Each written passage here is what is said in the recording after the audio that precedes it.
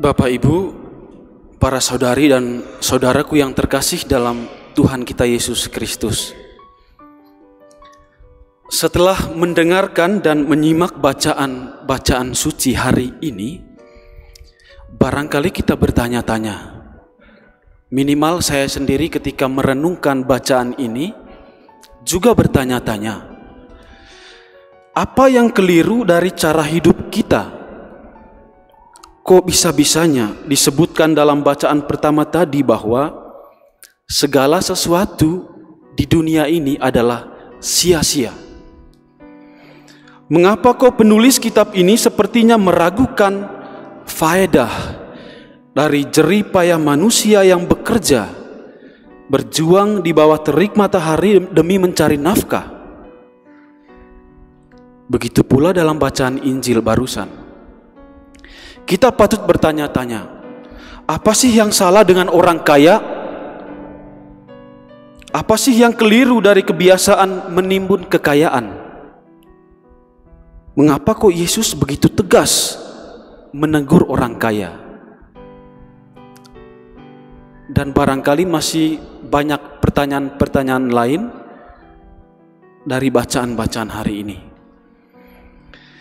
Dan kini para saudara dan saudari yang terkasih, kita berefleksi bersama apa yang Yesus kehendaki untuk kita perbuat di dunia ini. Kalau bukan kita mencari harta, kekayaan untuk memenuhi kebutuhan harian kita. Kita memang menyadari bahwa kehidupan kita ini mesti ditata dan diprogram sedemikian rupa agar kita tetap survive. Masa depan direncanakan, pendapatan dan penghasilan diupayakan agar tetap stabil dan bahkan bertambah. Tabungan, investasi, atau asuransi untuk jaminan kesehatan dan masa tua juga kita upayakan selalu. Serta usaha-usaha lainnya yang memang wajar dan normal, yang biasa kita lakukan setiap hari. Upaya-upaya dan perencanaan seperti ini barangkali bisa dimaknai sebagai salah satu ciri hidup bijaksana di zaman ini. Jadi kalau kita membuat program kehidupan, ya mungkin itulah kebijaksanaan versi kita. Akan tetapi saudara dan saudari, Tuhan Yesus hendak memberikan nilai penting dan berharga dari setiap usaha manusiawi kita di dunia. Ia menunjukkan kepada kita suatu cara berada kita sebagai makhluk yang memang diciptakan Allah, yang daripadanya kita peroleh rahmat istimewa, segala rezeki, pendapatan, penghasilan yang kita peroleh di dunia ini. Maka pada hari ini melalui Injilnya Yesus menegur dan memberi peringatan kepada si kaya yang hasil kerja kerasnya berlimpah, yang buah keringatnya harus diamankan demi menjamin masa depan. Menimbun harta, setelahnya dia beristirahat, makan, minum, dan bersenang-senang.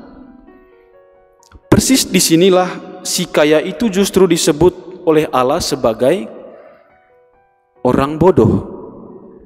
Tadi Yesus memberi cap kepada orang kaya ini sebagai orang bodoh. Apa yang salah dengan hidupnya? Bapak, Ibu, saudara dan saudari, yang pertama, egoisme yang begitu mengakar di dalam dirinya. Si kaya ini tampak begitu egois, ya, tatkala ia selalu berbicara sebagai aku, tentang dirinya semata. Ia menyebut lumbung-lumbungku, barang-barangku, serta jiwaku. Jadi selalu aku sentris, egosentris. Egoisme adalah akar kebodohannya. Ia tidak mempedulikan Allah selain mengagungkan dirinya dan harta bendanya. Apa yang ia agendakan dan yang ia programkan sama sekali tidak menyertakan Tuhan dan juga tidak menyertakan orang lain. Toh dia sebut aku.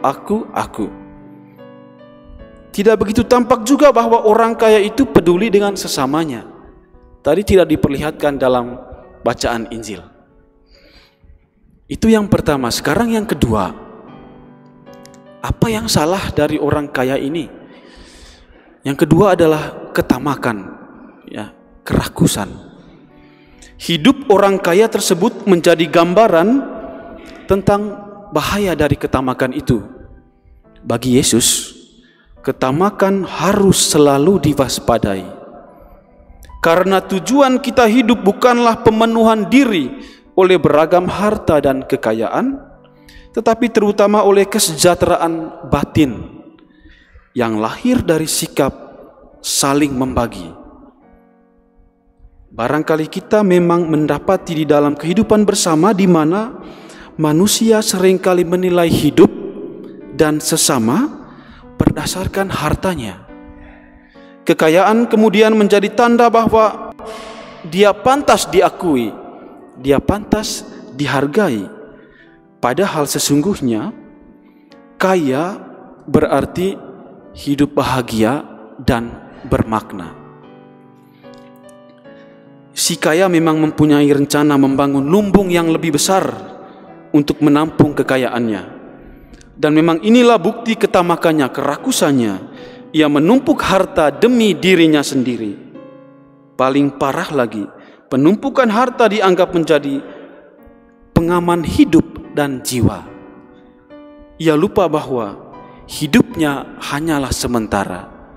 Seperti kata pengkhotbah tadi, sia-sialah hidup kita, hidup yang sementara ini. Toh pada akhirnya kita dipanggil Tuhan. Ia lupa bahwa hidup ini fana, yang dapat diambil Tuhan kapan saja. Maka peringatan Tuhan ini selalu relevan. Kalau kita dengar baik tadi bacaan Injil, dengan tegas dikatakan di sana, berjaga-jagalah dan waspadalah terhadap segala ketamakan, sebab walaupun seorang berlimpah-limpah hartanya, hidupnya tidaklah tergantung pada kekayaan itu. Itu kata Yesus. Nah, saudara dan saudari yang terkasih, hal penting bagi kita adalah disposisi atau sikap batin ketika memandang harta duniawi. Orang kaya dalam Injil menimbun harta untuk kesenangannya saja. Kata bodoh yang disematkan pada si kaya bukan karena daya nalarnya kurang, tetapi karena ia egois, ia rakus, mengandalkan dirinya semata, memuliakan harta benda, mengingkari bahkan meniadakan Allah dalam hidupnya. Menurut pengkhotbah dalam bacaan pertama, hidup orang kaya yang melekatkan hatinya pada harta adalah kesia-siaan di tengah dunia yang sementara ini.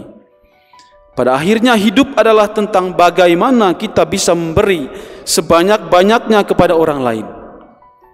Berderma, bersolider, membaktikan diri dalam pelayanan di gereja, lingkungan, wilayah, dan di tempat-tempat lain.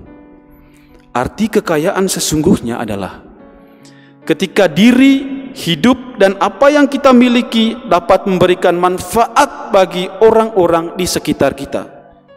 Betapapun kecil dan sederhana, tapi dengan penuh cinta dan ketulusan kita membagikannya.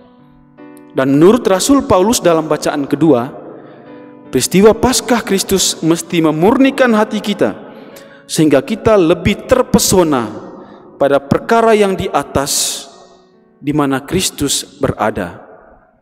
Bukankah Yesus juga pernah mengingatkan kita, saudara-saudari, carilah dulu kerajaan Allah, yang lainnya akan ditambahkan. Tuhan memberkati kita semua.